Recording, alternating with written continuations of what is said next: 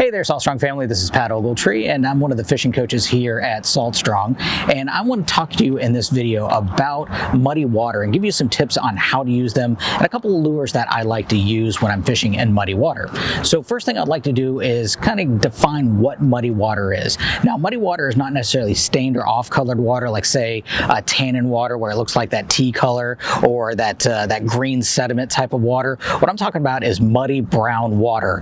And the problem that this muddy water does is it really cuts down the visibility. So one, you can't see the fish as well to sight fish for them, and two, the fish really can't see as well to look for their prey and even the things that are actually after them to eat them. So a lot of times what's going to happen in this muddy water is these fish are going to relate to hard structure. Hard structures like docks, rocks, seawalls, oyster beds, that kind of thing. So when it comes to fishing in muddy water, there's three things that you want to look for in a lure that can help you catch more fish. And the first one is water displacement, meaning the size of the lure or even the vibration that it puts off.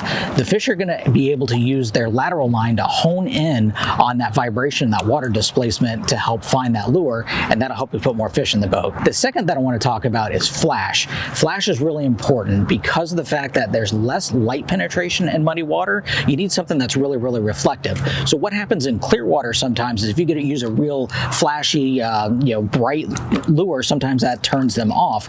But in muddy water, you need something that's really reflective that is going to put off a lot of flash so the fish can really hone in on it. And one of my favorite colors to use is gold. Now, the reason why gold is really good is it takes the least amount of light to reflect back. So it can reflect back a lot more light than, say, a silver lure or any other color. Now, the third attribute that you can use is scent.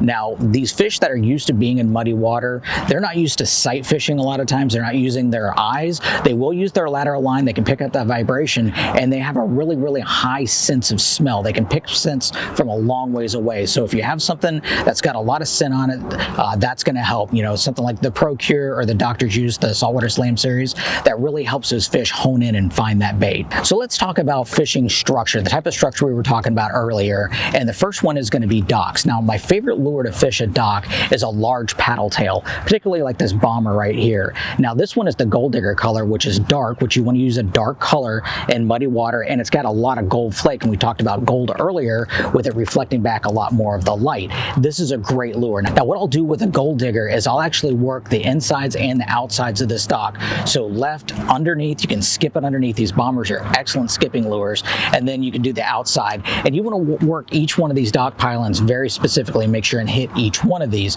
because you never know where they're going to be facing. They're going to be really close to specific ones, and they all could be hanging around one particular dock pylon. So make sure and hit each one of those. Now, when I'm fishing the bomber, most of the time I'm going to rig this on a Haas Helix, the 4/0 size with an 1/8 ounce. This is going to cover most of the water, but if I'm going to be fishing something deeper, say 4 to 6 feet, then I might go to something like this, the Texas Eye jig head. It still keeps it weedless, but it has a little more weight on the front, which will make it dive down quicker and you can fish a little bit deeper water. So let's talk about the second type of structure, and that's going to be the hard structure, like your oyster beds, your rock walls, your sea walls. And in that situation, I really enjoy using the Johnson Silver Minnow. Now, I know they call this a silver minnow, but the color I like using is gold. The gold is, the color that's going to reflect the most light back, and it's the best to use in muddy water. Now, another cool thing about this lure is not only do you have that flash, you also have vibration. It puts off a lot of vibration, so the lure can actually call those fish in.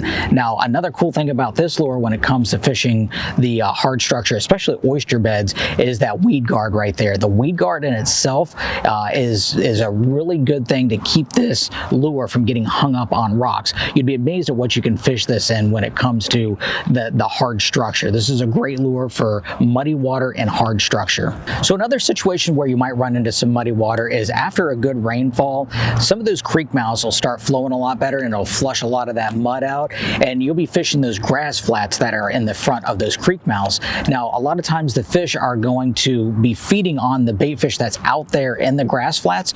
So this time they're not really going to be oriented to hard structure. They're just going to be chasing that bait. And there's few lures that are better at calling those fish in muddy water in than a popping cork. These are actually excellent. Now, if you're not familiar with a popping cork, it's basically just a cork that's on a rod that's got a clacker, and it makes a lot of noise. And as you throw it out there and you pop it back in, what you're going to have is a little bit of a leader that's on the bottom of it. That's usually 12 to 18 inches, maybe a little bit longer, with a jig head that's on the bottom. Now on that jig head, you could either rig a shrimp, which is a really popular one, or you can put a paddle tail on there, like a smaller version of that gold digger. So a power prawn shrimp imitation or a gold digger 2.0, those are excellent lures to put on the bottom of a popping cork. But these popping corks do a great job of calling those fish in so they can actually find your lure. A lot of times if you're just throwing a paddle tail or a shrimp imitation out there on just a jig head, it's hard for the fish to find those lures. And again, you know, anytime that you have noise, you got vibration from say a paddle tail, and then you put some sin on it, like some Dr. Juice or some Procure on that, that's going to do your trifecta of what you need to call those fish in muddy water. Now the way that I like throwing a popping cork if you're fishing that open water and you're trying to call those fish in is I'll cast it out there, let it settle down, and then I'll give it 2 quick pops, let it sit for a little while, and then give it 2 more pops. Now that's just a starting point, and just like with any other lure, you want to vary up your retrieve until you find out what the fish want at that particular moment. It could be 1 pop and then let it rest. It could be 3 pops and then let it rest. The length of the rest can vary, and the severity of how hard you make that lure pop, that popping cork pop, that can actually change too. So you want to make sure and change that up. So when it comes to fishing hard structure, what you want to do is you want to make sure and get your lure as close as possible to that hard structure, whether it be the dock pilings or whether it be the oyster bed or a rock wall. You want to cast as close as possible, and you want to work it out at different speeds until you find out where those fish are holding. Usually at a higher tide, they're going to be holding closer up, higher up in the structure in the water column, and then at a lower tide, when the tide falls, they'll fall down too, so you'll want to get that lure a little bit deeper in the water column. But it's always a good idea to mix up your retrieve speed until you find out where those fish are staging.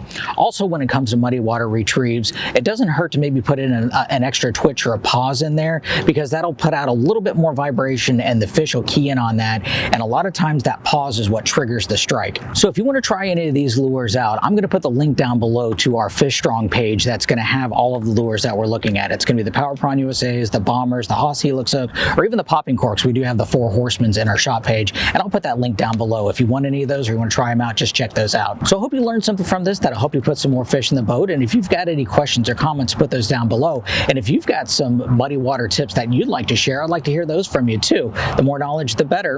And if you're new to Salt Strong, just know that we are the #1 online fishing club in America, where we guarantee that you'll catch more fish in less time, save money on all the tackle you need, and make friends fast, or it's free. For more information, go to saltstrong.com. And until then, hope to see you in the community soon. Thanks for watching. Have a great day. Bye.